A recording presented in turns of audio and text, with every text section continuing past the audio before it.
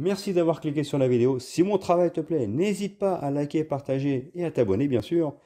Et pour le reste, j'espère que la vidéo te plaira. A plus. Bonjour à toutes et à tous, c'est Stelly68, j'espère que vous allez bien les amis. Aujourd'hui, le test du coup de Kena Bridge of Spirits. Je vous avais déjà fait un gameplay découverte. Et aujourd'hui, il est temps de vous dire ce que j'en ai pensé. Mais déjà, je vais commencer vite à répondre à vos questions.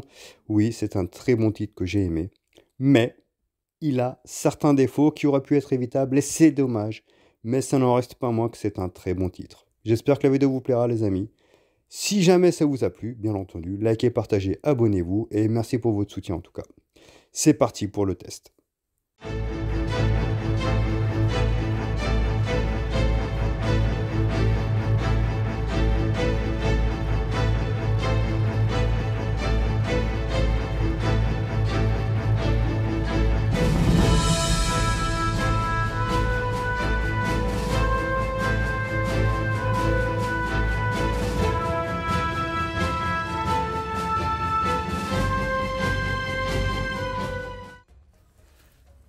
Et donc voilà les amis, enfin le test après le gameplay découverte sur Kena Bridge of Spirits.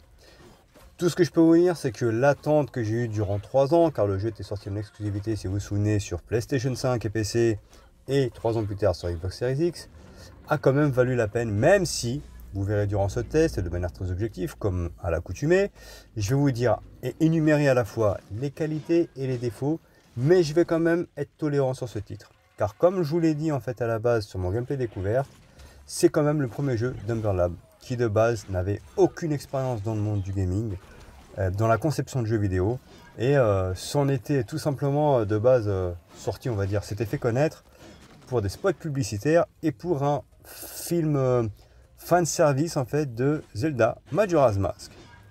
Donc Kena, à proprement parler, est leur premier titre. C'est pour ça qu'il a des erreurs de jeunesse que je vais pardonner, même si je n'oublie pas qu'elles sont dommageables. Prenons déjà alors ce Kena. Déjà, ce que j'apprécie énormément, c'est son univers. L'univers du jeu est, à proprement parler, exceptionnel. C'est un vrai titre, plaisant, qui réellement en fait a de quoi satisfaire la rétine, mais en plus nous plonge littéralement dedans. C'est un titre qui, comme je vous l'ai dit lors du gameplay découverte, s'inspire allègrement de Zelda Breath of the Wild pour moi, mais d'autres titres comme Pikmin, comme Uncharted, Tomb Raider. C'est un jeu qui a de multiples aspirations, mais ces inspirations font que malgré tout, il a quand même sa propre identité et c'est pour moi le plus important.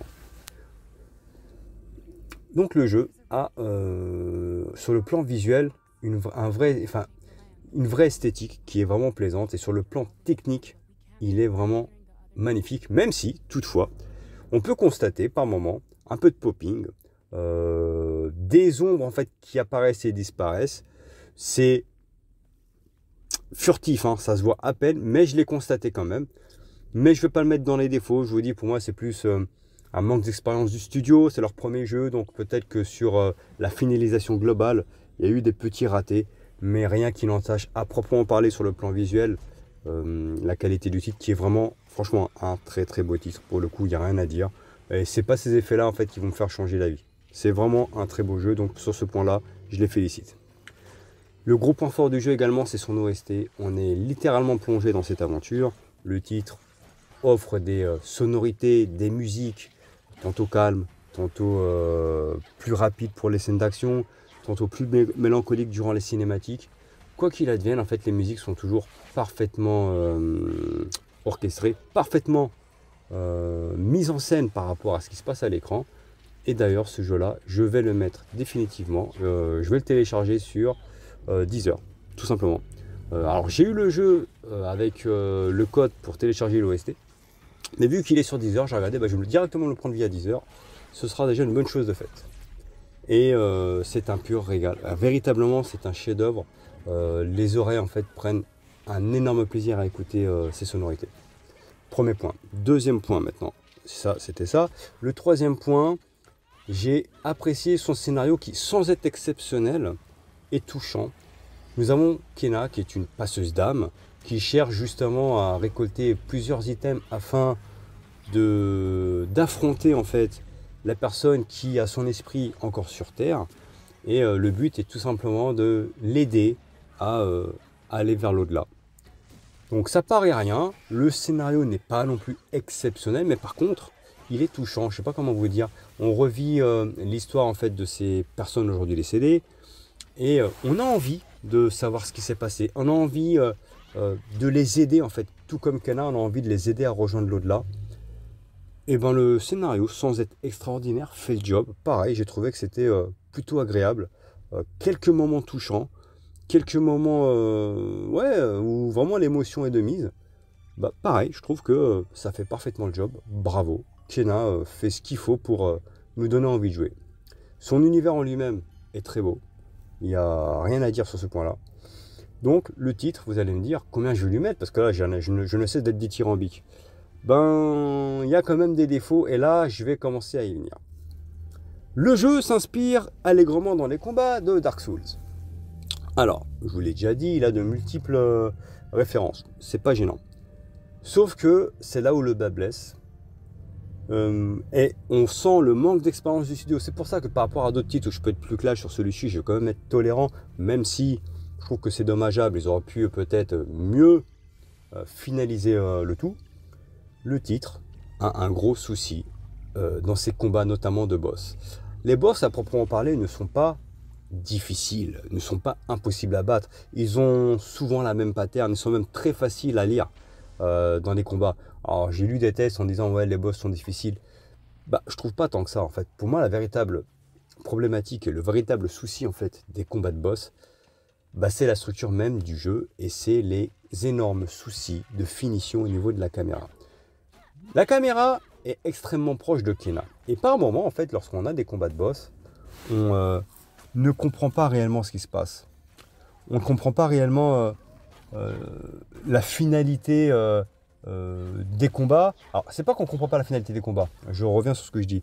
C'est qu'en fait, la caméra est tellement proche qu'on ne voit pas tout ce qui se passe. Et par moment, on se tape contre un personnage.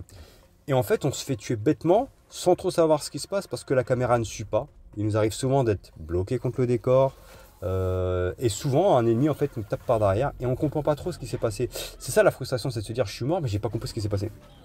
Et ça arrive plus d'une fois. Alors dans les combats, on va dire classiques, ça passe. Franchement, on s'en sort sans problème. Mais dans les combats de boss, je pense qu'ils ont voulu à la fois essayer de filmer façon film pour que la scène soit cadrée façon film d'action. Et ben ça passe pas et je trouve que c'est une énorme erreur parce que par moment, le boss on ne sait plus où il est. Et il y a un autre souci selon moi, c'est le manque de réactivité de Kenna. C'est un personnage plutôt lent, qui manque de réactivité, qui manque de dynamisme. Et les combats de boss, on affronte des gazelles, on affronte des boss très rapides souvent, qui peuvent limite se téléporter. Enfin, et on peut même dire qu'ils se téléportent. Et la problématique, c'est que vu que Kenna est lente, bah des fois les combats de boss, tu galères, non pas parce que les boss sont durs, mais parce que le level design fait que, vu qu'elle est lente, et les boss rapides, bah, par moment, tu galères à sortir des coups parce qu'elle a un manque de réactivité assez gênant. Alors, ça ne m'a pas empêché justement de terminer le jeu, hein, d'accord? Mais c'est vrai que je trouve que pour moi, c'est pour rajouter une difficulté toutefois relative. Hein, parce que pour moi, ça a été vraiment fait exprès pour essayer de dire, vous avez vu, on a quand même mis des boss difficiles. Alors qu'en fait, non, c'est juste un subterfuge de rendre Kenna aussi molle, de rendre Kenna aussi... pas maniable, aussi peu réactive. Pour moi, c'est juste un subterfuge de difficulté. C'est dommage parce que le jeu ne méritait pas cela. Il est très bien dans ce qui se passe. Les phases de combat en soi, ça passe. C'est très simple. Hein. Le gameplay est bon, les touches sortent. Même si par moment, il m'est arrivé aussi, lorsqu'on a des coups spéciaux, de ne pas sortir les coups. C'est-à-dire que tu fais la bonne manip, mais les coups par moment tardent à sortir ou alors il y a un temps de latence. C'est pas tout le temps, d'accord, mais ça m'est arrivé, notamment sur certaines phases où tu sors le coup, tu appuies sur la bonne touche, en fait il y a un temps de latence et le temps que tu sors ton coup, en fait tu meurs. Ça m'est déjà arrivé aussi. Je le mets dans les défauts, mais là où je peux être extrêmement critique en général sur les jeux, là je vais essayer d'être plus tolérant, je vous dis c'est leur premier jeu. Je pense que c'est plus des errances de jeunesse, des erreurs de jeunesse plutôt, et je vais pardonner ce manque de, je dirais, de finition, et c'est dommage parce que le titre pour moi approchait de la perfection Et malheureusement, ces défauts, qui sont de réels défauts, bah, m'empêchent de me dire j'ai vécu une très grande aventure. J'ai vécu une très belle aventure. Belle aventure, rien à dire, j'ai kiffé de bout en bout. Mais ces phases-là, j'ai trouvé qu'elles étaient pénibles et qu'elles étaient surtout facilement évitables. C'était extrêmement facile d'éviter ce genre d'erreur. Mais je vous le dis sincèrement, c'était d'une facilité déconcertante.